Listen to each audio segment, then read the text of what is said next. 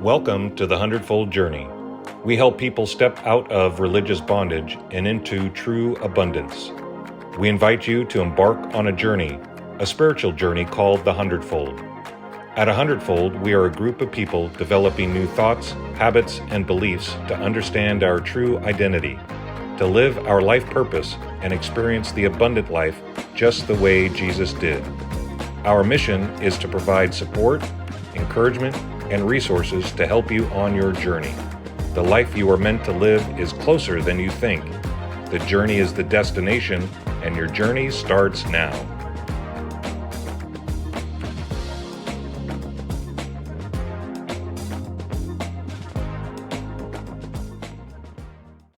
Good morning, Doug here from the Hundredfold Journey. Thanks again for joining us on this Grace Awakening Network program. The Hundredfold is about coming alongside of you because we're all on this journey together, and to help us to identify what our true identity is, what our life purpose, and to find true abundance. Because a Hundredfold is about a group of people who are looking to find their true identity, and by doing so, finding God's true identity. So thanks for joining us today. We are in a series called The Kingdom Parables, and our key verse for this series is found in Mark 4:13. Then Jesus said to them, "If you can't understand the meaning of this parable, how will you understand all other parables?" So what I call this is the parable of parables, and this is about the seed and the sower. And in Mark chapter 4, there's actually several different parables, but the one he's referring to is the parable of parables, where you have the four different soils and what happens when the seed hits the good soil. And every other parable in Mark chapter 4 is talking about what the results of planting those seeds are. So today we're going to be talking about the seed and the standard, and I'll explain that in a couple of minutes. But just as a reminder that you are the sower, you have the seeds. The seeds are your thoughts and your beliefs. They're also the Word of God, because the Word is the seed of God, and these are the promises of God. As He is, so I am in this world. We've been given everything for life and godliness. All the promises that God has, those are considered seeds. And when they get planted into the right condition, they grow. And that's what we're talking about this whole series is, what does that look like? What does that mean?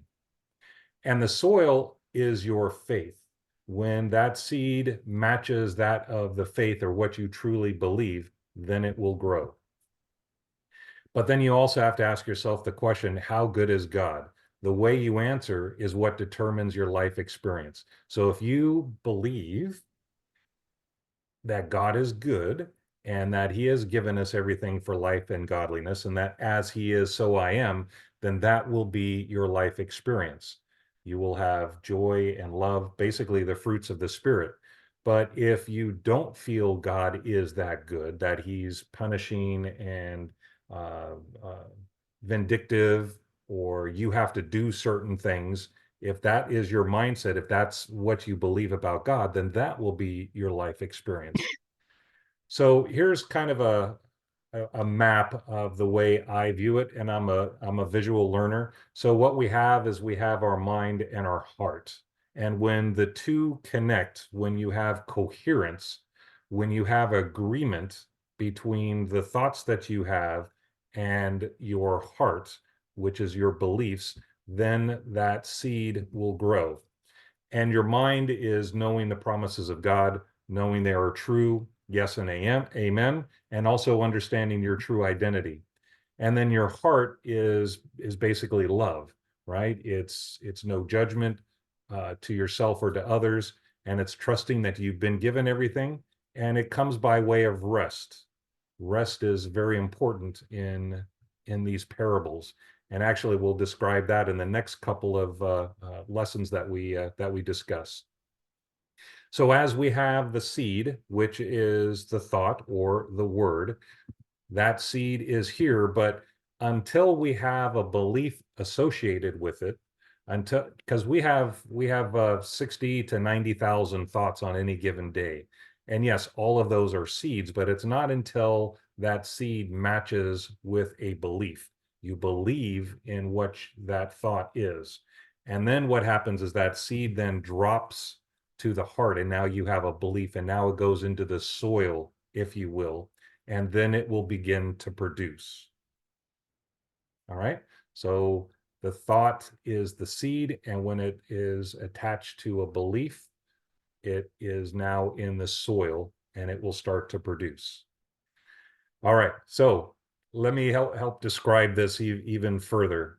So we have a picture of an orange. What do you get? And this is going to be an obvious question, but I'll ask it anyways. What do you get when you plant an orange seed? And Linda, I'll have you answer that question. Well, it's obvious you would get oranges. Right, exactly. You would get an orange tree, right? The cool thing about it is that you could plant just one seed and you would get a tree that looks like that with all the oranges, and you wouldn't just, it's not a one for one seed, all right, then you get one orange. And what's amazing is that in fact everything required to make an orange is supplied in that seed.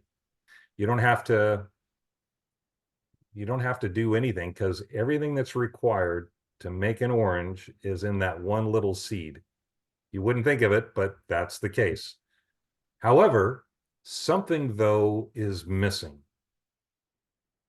right? Because the seed that's in that orange isn't producing anything, correct?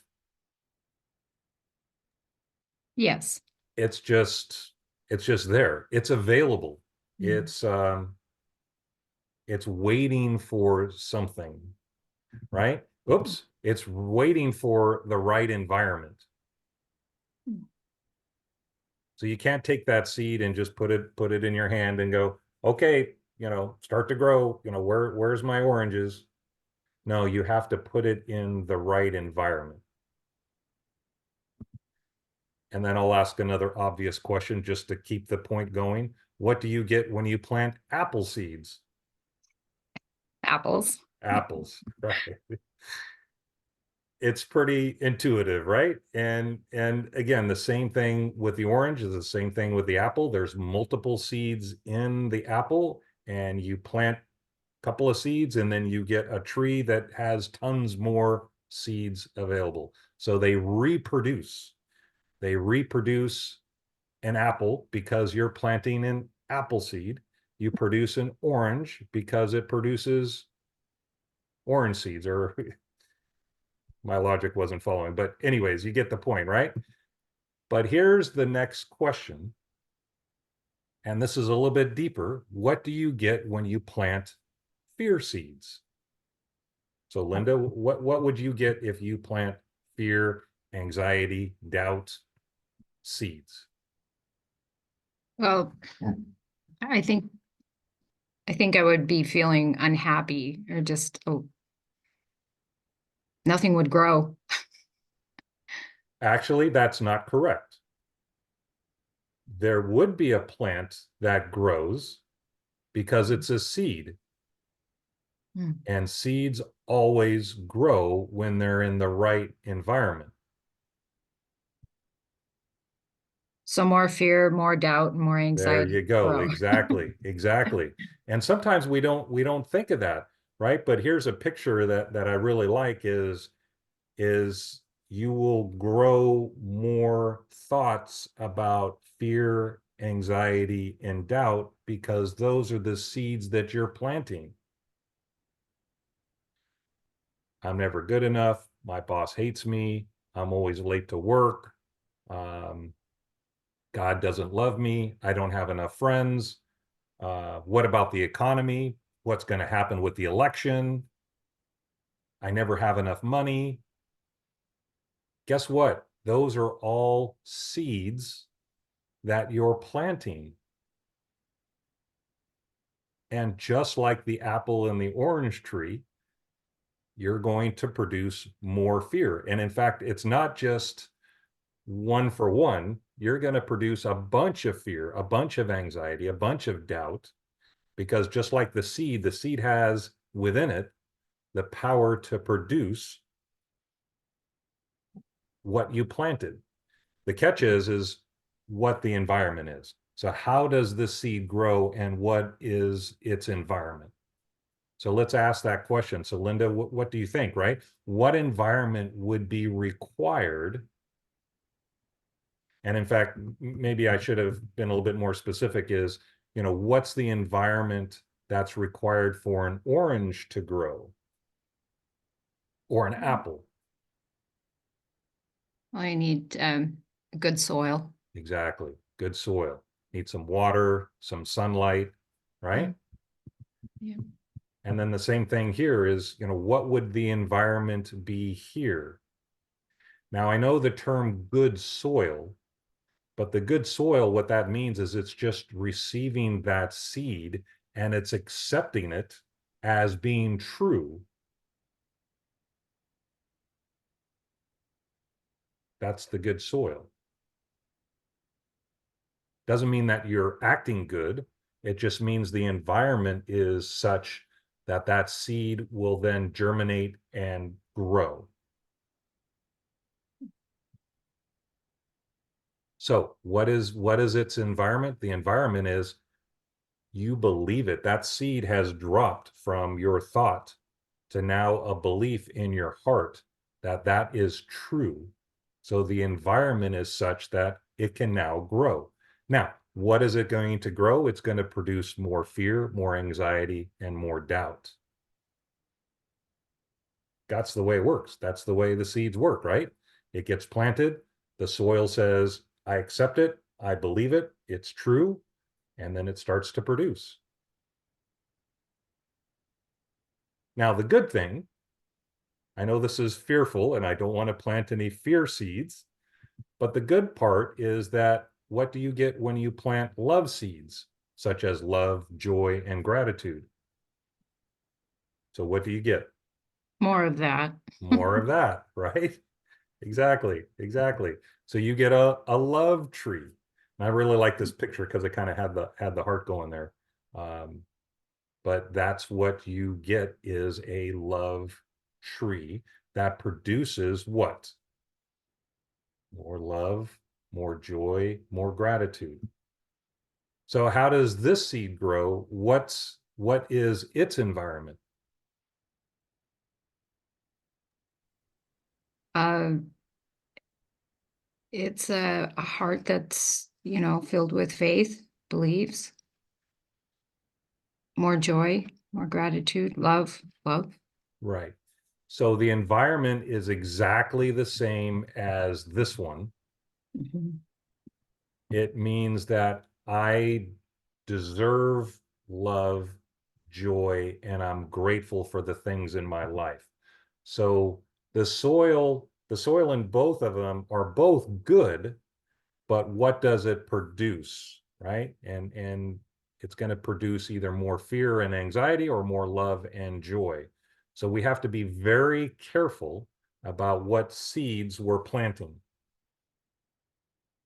That's why that's why and I should have actually had this verse, but it just came to me is I think it's in Philippians, think upon the things that are lovely, pure, holy, blameless. Think about these things. So it's important as to our thoughts. Now, just to dig even deeper on this, I want to share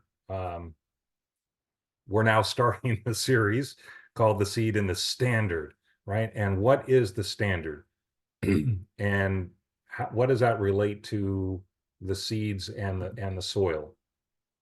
And one thing I want to preface here is if you watch the first episode on Grace Awakening, I would ask that you do that because that describes where I'm at today in regards to the law of attraction and the seeds that you plant. I've been a Christian for 40 years, and the first 30 of those years, I I didn't hear much about the law of attraction, but back in an event that was in my life back in 2009, basically I got angry at God and said, I'm through performing. But what that did is it led me or introduced me to The Secret. And The Secret talked about the law of attraction. And that is the way that God has designed us to operate in this world, is through the law of attraction. It's not just some hokey pokey thing out there or Eastern religion. It is actually how God has designed it. So I'm prefacing all of that to describe to you that I'm introducing the law of attraction, but please don't be scared or turn away, because this is the way that God has designed it. In fact, that's what this parable is about. But just to define that for us, Rhonda Byrne, who is the author of this book, popularized the concept of the law of attraction in her book. She defines it as follows. The law of attraction is the law of nature that says that like attracts like. Oranges attract oranges. Apples attract apples. And when you think and feel what you want to attract on the inside, the law will use people, circumstances, and events to magnetize what you want to you and magnetize to you and for you. So it is the way that God has designed us to rule and to reign in this life. So please don't be, turned off on the word or the term law of attraction. Another book that had an impact in my life many years ago was Eckhart Tolle with the Power of Now. Eckhart Tolle is a spiritual teacher and author of The Power of Now. He emphasizes the importance of being present, right? The power of now. It's being in this moment, in this exact moment. And he emphasized how important it is to be in the moment, free from the egoic mind's desires and attachments. Tolle suggests that the law of attraction operates on a deeper level when one is aligned with the present moment and in a state of inner peace, right? Because that soil does need to be in a state of peace, and that's the environment for it to grow.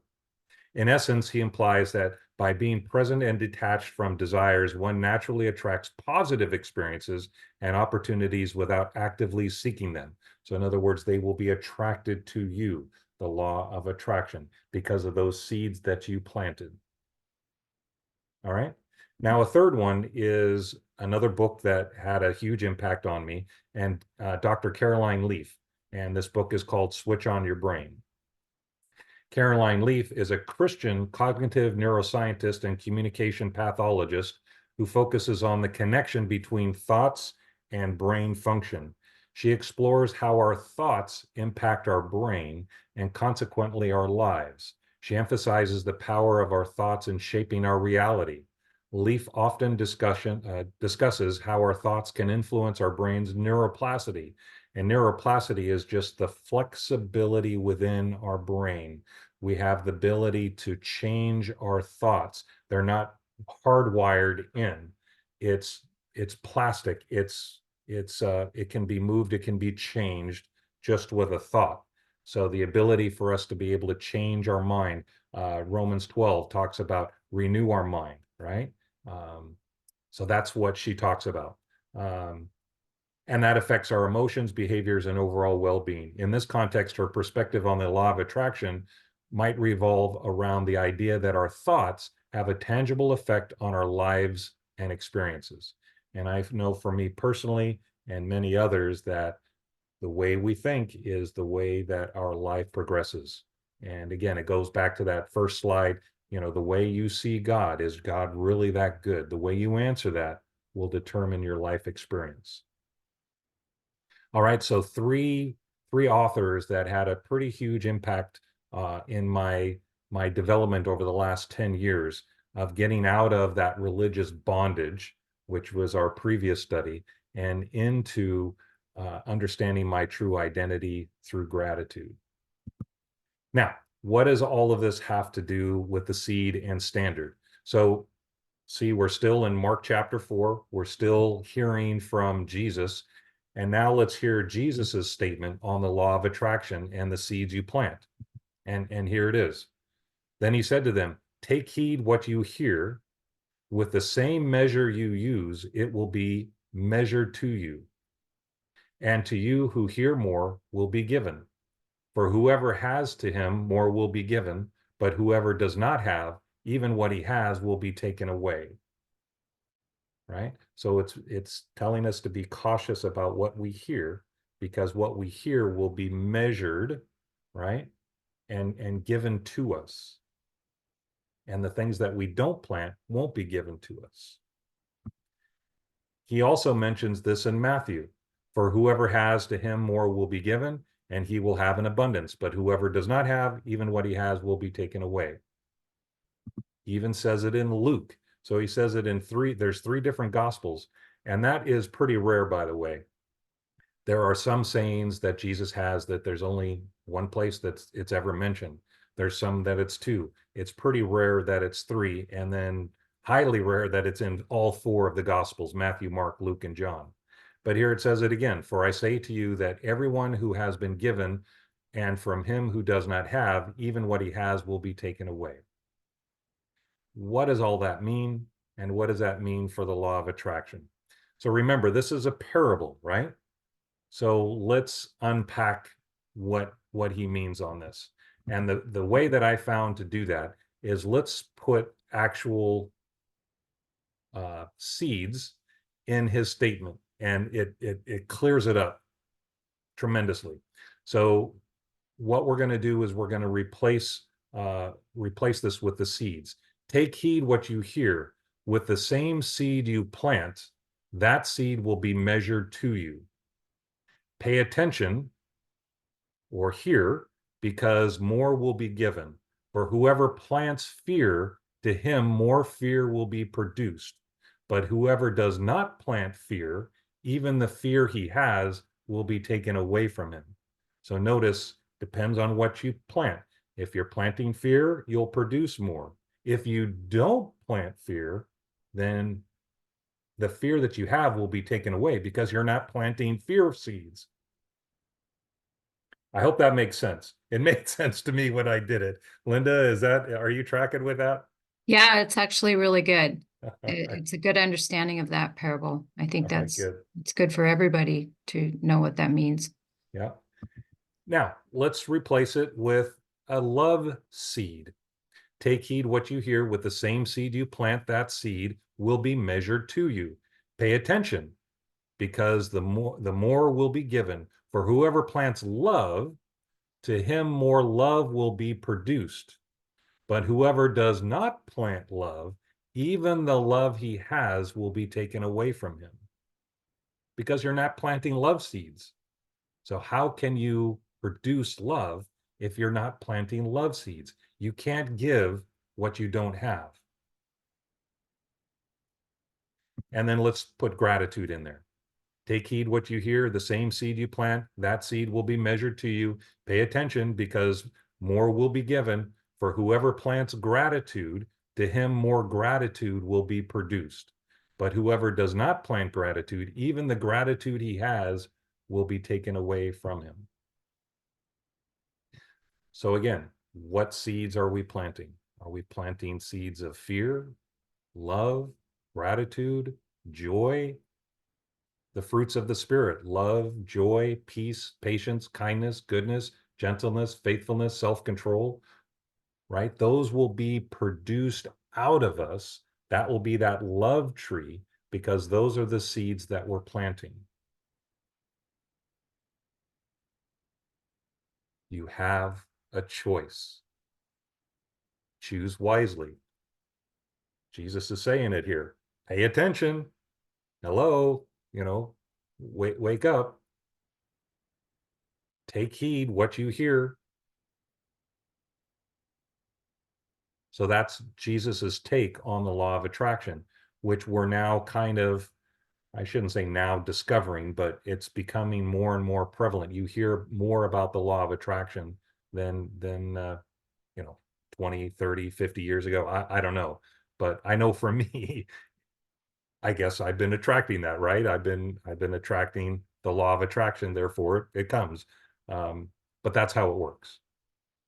Now, the question I hear you saying is, all right, Doug, this is great, but what seeds should I be planting? And this is something that that I created a while ago, and these are called the 10 truths. So these are the seeds that are planted here. So 1 John 4:17, as he is, so I am in this world. So these were true for Jesus, therefore they're true for me, because as he is, so I am in this world. And if you look at this list, was Jesus always in the right place at the right time? Yes. Did he did God grant him favor in the sight of those around him? Yes. Did he have an attitude of gratitude? Did he have unlimited possibilities and resources? So yes to all of those. So if those are true for Jesus, they're true for me. So what my recommendation is you can go to the website, my website, the100foldjourney.com. This document on a PDF is on my website. So go on there, you can download this. I would suggest printing it out. Some people put it on their mirrors, some people put it on their refrigerators, but memorize, apply, and meditate upon these. And realize that these are true for you, even though they may contradict themselves. Meaning, I was late for my appointment. I can't believe it. I thought I was always in the right place at the right time. You have to think about the seeds that you planted earlier that says, I'm always late, I'm never on time. So that's the way this works. And I'm sure I'm going to be talking about this more in the future, but for now, please use this tool as the seeds that you will plant. And you'll start producing, I'm always at the right place at the right, you'll always be at the right place at the right time. All right. All right, that concludes the seed and the standard. Next week, we're going to talk about seed and sleep. And you won't want to miss that one. That one's been a life changer for me as well. So please join us next week. And as always, you can reach out to us on Facebook, Instagram, and TikTok, and YouTube as well. So please check out those resources. So that concludes it for this morning. There's the QR code to go directly to our website at the100foldjourney.com. If you have any questions or feel you want to reach out, feel free to do that at Gmail. So thanks again for joining us this morning, and we will see you next week. Bye for now.